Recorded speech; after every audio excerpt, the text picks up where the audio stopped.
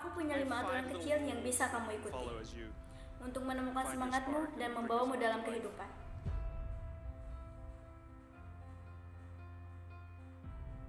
Yang pertama, yaitu mengejar sesuatu yang kamu inginkan. Aku akan menceritakannya. Jadi aku dan temanku, kami sedang berlari di Central Park, organisasi lari jarak jauh. Di akhir pekan, mereka mengadakan perlombaan. Dan seperti biasa, di akhir balapan, mereka ada sponsor yang akan memberikan sesuatu, apel, bagel, atau semacamnya. Dan pada hari itu, ketika kita sampai di akhir pelarian, ada beberapa roti bagel gratis. Dan di sisi lain, kelompok sukarelawan. Di atas meja ada tumpukan kotak bagel. Dan di sisi lain ada barisan panjang para pelari yang menunggu untuk mendapatkan bagel gratis mereka. Jadi aku bilang ke temanku, ayo ambil bagel. Lalu dia mengatakan dan berkata, antriannya terlalu panjang. Dan aku bilang, bagel gratis. Dan dia bilang, aku tidak ingin mengantri. Dan aku seperti bagel gratis. Dan dia bilang, tidak, itu terlalu lama. Dan saat itulah aku menyadari ada 2 cara untuk melihat dunia. Beberapa orang melihat hal yang mereka inginkan, dan beberapa lainnya melihat hal apa yang menghalangi mereka. Aku hanya bisa melihat bagelnya, dia hanya bisa melihat antriannya. Karena aturannya adalah kamu bisa mengejar apapun yang kamu inginkan, kamu tidak bisa menyangkal orang lain untuk mengejar apapun yang mereka inginkan. Kamu tidak harus melakukan seperti orang yang melakukan. Kamu bisa melakukan dengan caramu. Kamu tidak bisa menghalangi orang lain. Aturan nomor 2. Di abad ke-18, ada sesuatu yang menyebar ke seluruh Eropa. Dan akhirnya sampai ke Amerika yang disebut demam purpura, juga dikenal sebagai wabah hitam saat melahirkan. Pada dasarnya, yang terjadi adalah perempuan melahirkan. Dan mereka meninggal dalam waktu 48 jam setelah melahirkan. Kematian hitam saat melahirkan ini adalah kekacauan di Eropa dan menjadi semakin buruk dan semakin buruk selama lebih dari 1 abad. Dan para dokter dan ilmuwan ini ingin belajar dan mencoba menemukan penyebab dari kematian hitam saat melahirkan ini. Jadi mereka mulai dan mereka akan mempelajari mayat wanita yang telah meninggal. Di pagi hari mereka melakukan otopsi, dan di sore hari mereka pergi melahirkan bayi dan menyelesaikan tugas mereka. Dan baru pada pertengahan tahun yang disadari oleh Dr. Oliver bahwa semua dokter yang melakukan otopsi di pagi hari tidak mencuci tangannya sebelum persalinan bayi di sore hari. Lalu dia menunjukkan dan berkata, hei, kalianlah masalahnya. Dan mereka mengabaikan dan menyebutkan selama 30 tahun. Sampai akhirnya ada yang menyadarinya bahwa jika mereka hanya mencuci tangannya, itu akan hilang. Dan itulah yang sebenarnya terjadi. Saat mereka mulai mensterilkan alat, kematian hitam saat melahirkan. Pelajaran di sinilah adalah terkadang kamulah masalahnya. Bertanggung jawablah atas tindakanmu. Kamu bisa mengambil semua pujian di dunia untuk hal-hal yang kamu lakukan, selama kamu juga bertanggung jawab atas kesalahan yang kamu lakukan. Itulah harus menjadi persamaan yang sering. Kamu tidak bisa hanya mengambil salah satu saja. Kamu bisa mendapatkan pujian jika kamu juga mengambil tanggung jawab. Pelajaran yang ketiga, peduli satu sama lain.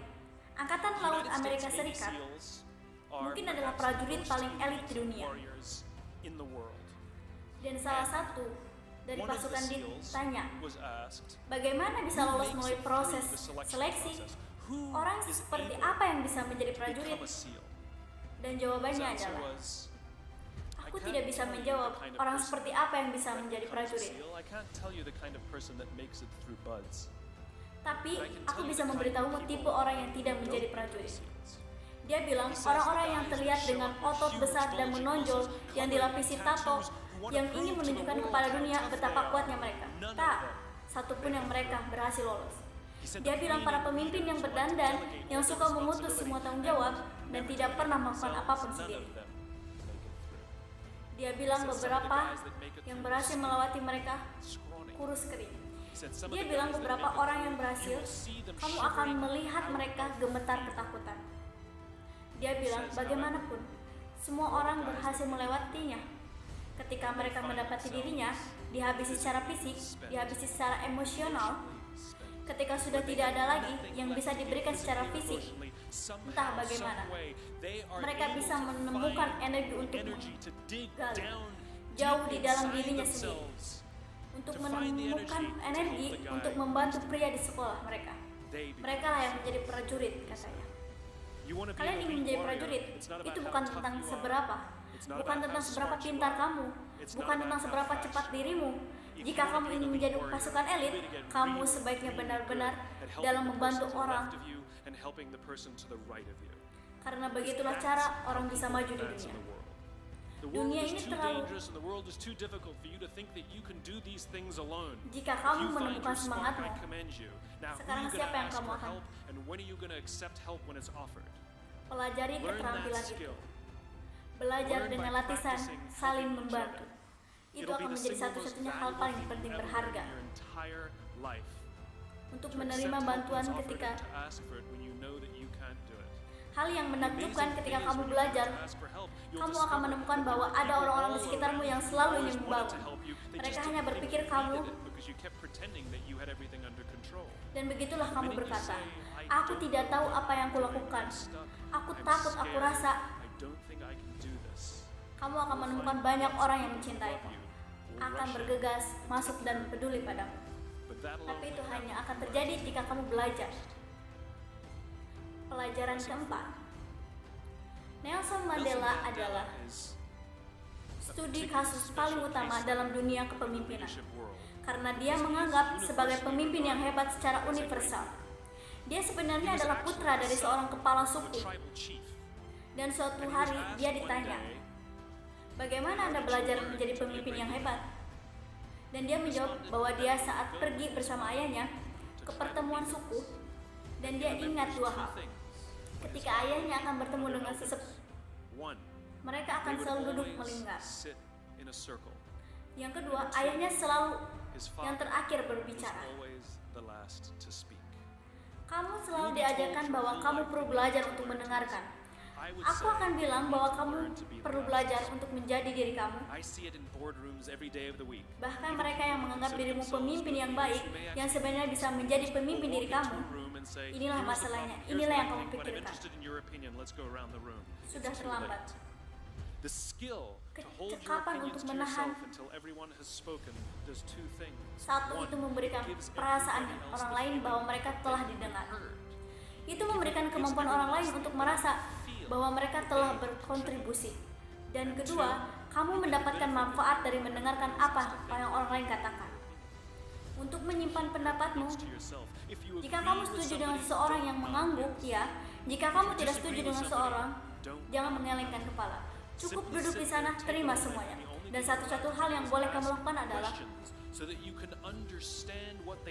dan menganggap mereka memiliki pendapat yang baik. Mengapa mereka memiliki pendapat seperti itu? Bukan hanya apa yang mereka katakan, dan pada akhirnya kamu akan mendapatkan giliranmu. Berlatihlah menjadi yang terakhir. Itulah yang dilakukan Nelson Mandela. Nomor 5, favoritku daripada yang lain. Kisah nyata. Ada seorang mantan wakil menteri pertahanan yang diundang untuk memberikan pidato di konferensi besar. Dan dia berdiri di atas panggung dengan secangkir kopi.